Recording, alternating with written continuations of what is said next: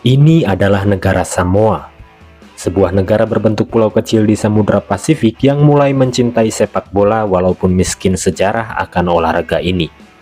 Tim nasionalnya pernah dirujak Australia dengan skor 31-0 di ajang kualifikasi Piala Dunia 2001. Skor yang kurang manusiawi untuk satu pertandingan sepak bola.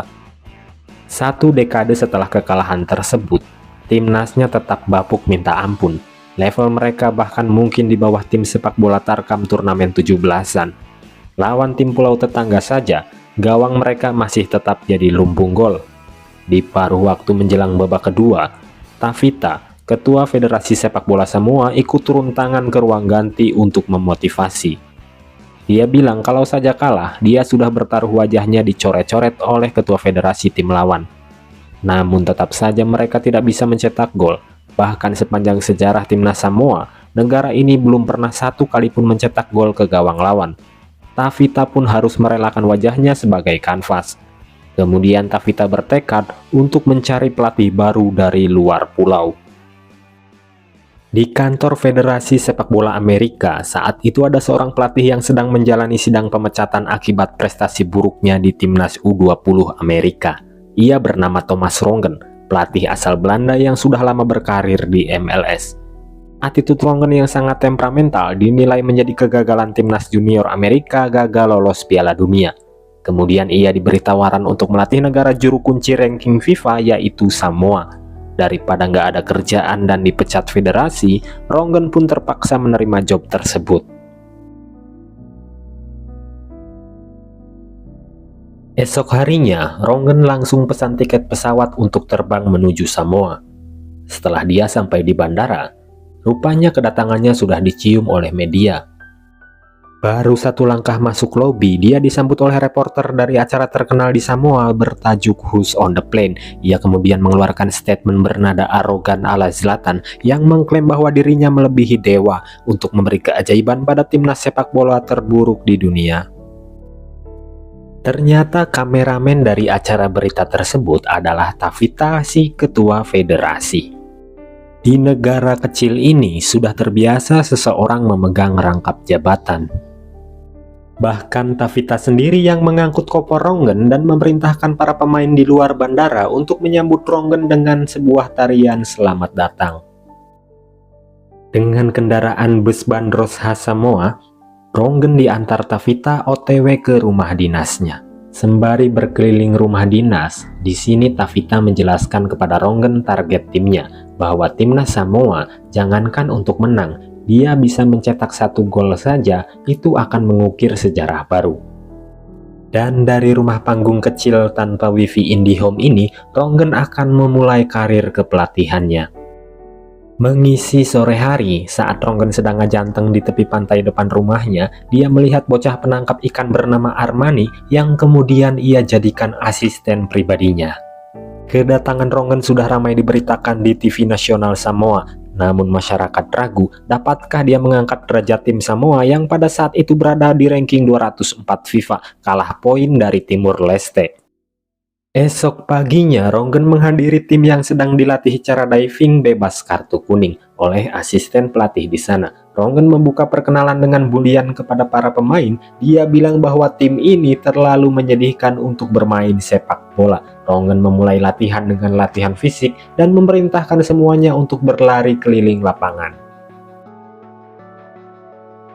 Kemudian datang seorang gadis perjaka yang disambut seluruh tim. Rongen tentu marah atas ulah tidak disiplin para pemain.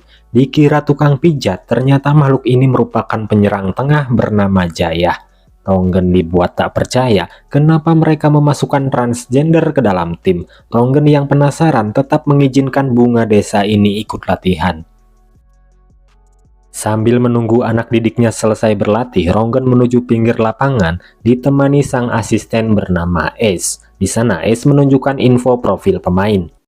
Ada Smiley, si paling six-pack, Daru, si tukang sliding, Samsung yang lebih cocok jadi vokalis band metal, dan Jaya, si bunga lapangan. Nama aslinya Johnny, namun dia akan berubah mode beruang jika dipanggil nama itu.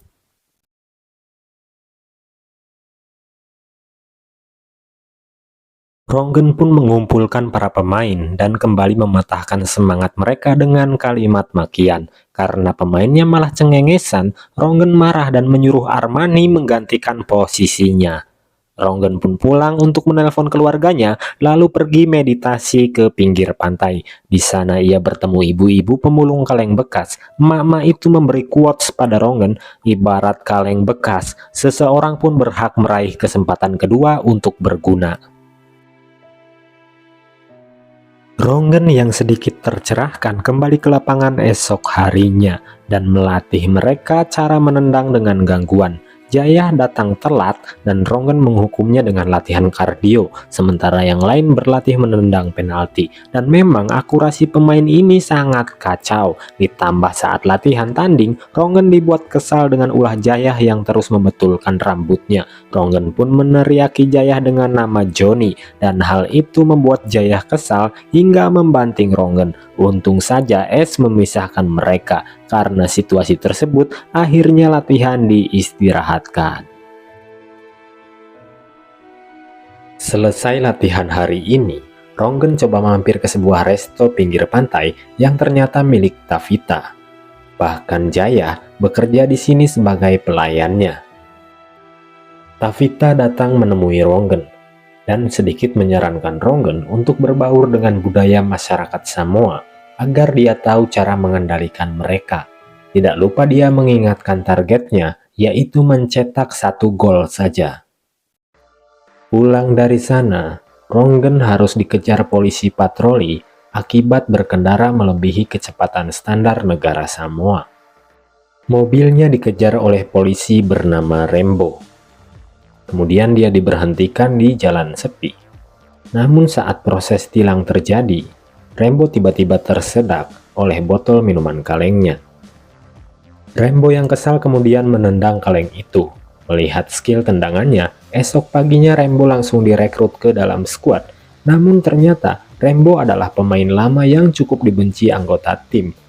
Sebelum akhirnya Ronggen mempersatukan mereka dengan kata-kata bijak motivator Amerika. Saat akan memulai latihan fisik menaiki gunung, tiba-tiba terdengar bunyi bel dari pusat kota yang menandakan semua warga harus berdoa, karena itu merupakan tradisi lama orang Samoa. Ronggen yang kecewa lantas menemui Tavita di restonya. Dia komplain akan kejadian itu. Dia berencana untuk mengajak mereka latihan naik gunung besok hari. Tapi sayang permintaan tersebut ditolak karena besok hari adalah hari Minggu, yang merupakan hari peribadatan. Ronggen yang muak dengan semuanya, kemudian temperamentalnya kembali kambuh dan memutuskan resign dari kursi kepelatihan. Ronggen keluar sambil marah-marah disaksikan para pemain yang kebetulan nongkrong di sana. Ronggen pun menghubungi Gel dari pihak federasi bahwa dia mengundurkan diri. Namun Ronggen didesak untuk mencabut lagi pernyataannya itu dengan alasan kepentingan federasi. Setidaknya Ronggen bertahan hingga pertandingan prakualifikasi 2 minggu lagi. Esok harinya, skuad timnas Samoa berlatih tanpa didampingi oleh Ronggen. Hal itu membuat Jaya tak enak hati. Kemudian Jaya pergi menemui Ronggen di rumah dinasnya dengan membawa sedikit minuman sebagai tanda pesan damai. Kemudian keduanya berlanjut ngobrol santai di tepi pantai. Mereka saling simpati. Jaya pun bilang bahwa dia masih legal untuk ikut tim pria di turnamen nanti. Bahkan saat ini dia sedang berusaha meningkatkan testosteronnya. Lalu Jaya mengajak Ronggen menonton pertandingan timnas Samoa. Ternyata dari dulu tim ini memang nggak pernah diajarkan formasi. Posisi mereka sangat berantakan. Jaya juga memperkenalkan Niki Salapu, kiper yang dibobol 31 gol tapi dianggap legend di Samoa. Saat diteliti, sebenarnya Salapu nggak bapuk-bapuk amat. Dia banyak melakukan save di gawangnya. Namun para pemain lawas itu rata-rata sudah pensiun dan beberapa masih bisa diajak kembali. Ronggen pun bersama Jaya menemui Niki Salapu yang kini kerja di minimarket. Kemudian mereka coba mengobrol berdua. Ronggen mengajak Niki Salapu untuk bergabung kembali ke timnas. Namun Salapu menolak itu akibat traumanya di 2001. Ronggen pun kembali ke pusat latihan dengan semangat baru, sambil mencari pemain-pemain lama untuk bergabung kembali. Kini skill para pemain mulai memperlihatkan perkembangan. Setidaknya mereka bisa menendang penalti atau melakukan tackling. Bahkan Ronggen pun jadi mengajak mereka untuk menaiki puncak gunung dan menyemangati para pemain walau dia harus turun dengan cara ditandu akibat kekurangan oksigen. 2 hari menjelang pertandingan prakualifikasi, Ronggen menyempatkan diri untuk pergi ke gereja. Para warga berdoa agar negaranya tidak mengulangi kekalahan yang memalukan lagi di pertandingan besok hari, sementara para pemain mencoba mempersiapkan diri. Pertandingan perdana mereka akan bertamu ke kandang negara Tonga, peringkat 202 FIFA, 2 peringkat di atas Samoa. Tim ini akan nyebrang dalam waktu tempuh 1,5 jam saja. Sampai bandara Tonga, mereka diarahkan ke penginapan, sebuah ruang kelas SMA yang dimodifikasi. Tim tuan rumah menyambut mereka dengan ejekan, namun mereka tak gentar sama sekali dan bersiap untuk bertarung. Sebelum pergi, tim tuan rumah memberikan mereka ultimatum bahwa akan membobol gawang Samoa dengan skor 32-0. Sementara ofisial tim sedang menghadiri jamuan makan di sebuah hotel, datang juga kenalan Ronggen, mantan anggota tim Australia yang sedikit pecicilan. Bahkan mengejek Ronggen dengan tato 31-0, mengingatkan kemenangan mereka. Dari kejauhan nampak datang juga Gail, sang mantan istri Ronggen, bersama bos Federasi Sepak Bola Amerika Alex Magnussen. Ngobrol sebentar, Alex mengajak Ronggen bicara 4 mata. Alex memberitahu mungkin setelah turnamen ini dia akan melepaskan Samoa sebagai anak asuh Ronggen, mengingat tim ini sudah tidak ada harapan, dan bagi Alex, tim ini hanyalah badut sepak bola saja. Kemudian esok paginya saat sedang latihan pemanasan, seluruh tim dikejutkan dengan kedatangan sang legend Niki Salapu. Minimal sekarang Samoa punya penjaga gawang asli, bukan seorang gelandang yang dipaksa jadi kiper. Di sela pemanasan, mereka tetap saja nggak lepas dari perang mental pemain tuan rumah. Kini tibalah saat hari H pertandingan prakualifikasi Tonga versus Samoa. Di ruang ganti, Ronggen mencoba mengurangi ketegangan dengan kata-kata bijak hasil searchingnya di Google. Saat itu pula Ronggen sadar bahwa dia tidak melihat Jayah di dalam skuad. Setelah dicari, Jayah rupanya sedang mondar-mandir di kamar mandi. Dia mengalami kecemasan berlebih akibat terlalu banyak konsumsi hormon sebelum pertandingan. Seperti sedang merayu anak gadis, Ronggen memberi Jayah motivasi dan menyerahkan ban kapten ke tangannya. Barulah Jayah sedikit lega dan berani masuk lapangan. Tibalah kedua tim memasuki lapangan. Jayah memimpin pasukan. Para penonton riuh memberi tepuk tangan. Sesuai tradisi Samoa, sebelum bertanding selalu diawali dengan sebuah tarian layaknya pejuang. Dengan dukungan jarak jauh para warga Samoa, pertandingan pun dimulai. Pertandingan baru berjalan beberapa menit, emosi Ronggen mulai kumat lagi setelah melihat para pemain melakukan kesalahan. Dia tak henti terus berteriak setiap pemainnya melakukan blunder. Beruntung gawang Samoa masih aman di bawah penjagaan Salapu. Sebelum akhirnya mereka harus kebobolan juga yang membuat Ronggen semakin menjadi-jadi. Saat time break babak pertama, di ruang ganti Ronggen meluapkan semua kekesalannya pada pemain dengan umpatan khas miliknya seperti biasa. Tavita pun akhirnya angkat bicara. Dia bilang bahwa Ronggen telah menghancurkan feel bermain mereka. Under pressure bukanlah budaya orang Samoa. Seperti yang sudah-sudah, Ronggen ngambek dan pergi meninggalkan locker room. Tavita yang mengejarnya kemudian mengulti Ronggen dengan ucapannya. Dia bilang sejak Ronggen datang ke pulaunya, pikirannya lebih berada di tempat lain.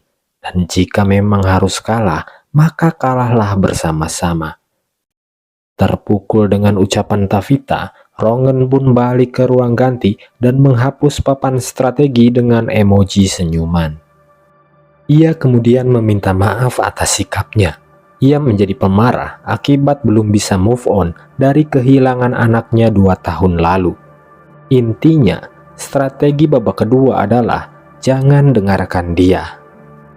Ronggen mengarahkan para anak asuhnya untuk bermain sesuka hati mereka dan menikmati sepak bola sebagai sebuah kesenangan. Para pemain yang seolah mendapat angin segar kini bersiap menuju kembali ke lapangan. Mereka akan bermain dengan kondisi nothing tulus. Ronggen pun terlihat lebih rileks dan berdamai dengan hasil apapun. Di pertandingan, Rembo yang melihat Yunus berlari kencang mengirim sebuah umpan rupas yang diselesaikan dengan sebuah gol pertama sepanjang sejarah negara Samoa yang disambut gembira oleh pemain dan para warga seperti mereka sedang memenangkan Piala Dunia pertamanya.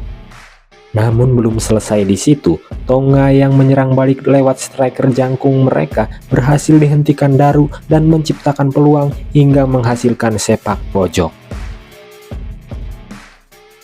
Dan dengan pressing bututnya, justru bola berhasil diheading Jaya yang menciptakan gol kedua bagi Samoa. Sukar dipercaya, Bung. Samoa bukan hanya mencetak sejarah gol pertamanya, tapi sekaligus memberi kemenangan pertamanya dalam buku sejarah sepak bola. Menjelang menit akhir pertandingan, Tonga mendapat peluang emas lewat umpan silang yang gagal di tepi Salapu. Beruntung ada Jaya, namun bola muntahnya sudah disambut pemain Tonga sebelum akhirnya tukang sliding datang dan melakukan pelanggaran krusial. Tonga pun mendapat hadiah penalti yang akan diambil oleh striker kebanggaan mereka. Niki Salapu yang masih terbayang-bayang kejadian masa lalu, kini harus jadi penentu harapan seluruh warga Samoa. Ancang-ancang penalti pun diambil dan Niki Salapu kini berhasil menepis bola keluar lapangan berbarengan dengan peluit tanda berakhirnya pertandingan. Kemenangan pertama mereka disambut sorak-sorai oleh para pendukung yang seolah tak percaya dengan keajaiban yang terjadi. 1 bulan kemudian, Ronggen yang habis masa kontraknya bersiap dan berkemas-kemas untuk kembali lagi menuju ke Amerika. Para warga dan pemain mengadakan pesta perpisahan sederhana di tepi pantai untuk melepas kepergian Ronggen yang kabarnya saat ini dia mendapatkan tawaran menjadi pelatih LA Galaxy. Sejak kedatangan Ronggen pada 2011, timnas Samoa memang berhasil merangsak naik ke 173 ranking FIFA. Niki Salapu hingga saat ini masih bermain sebagai kapten timnas Samoa. Tavita masih menjabat sebagai ketua federasi. Sementara Jaya alias Johnny menjadi pelatih timnas junior dan pada 2019 mendapatkan penghargaan Coach of the Year Samoa.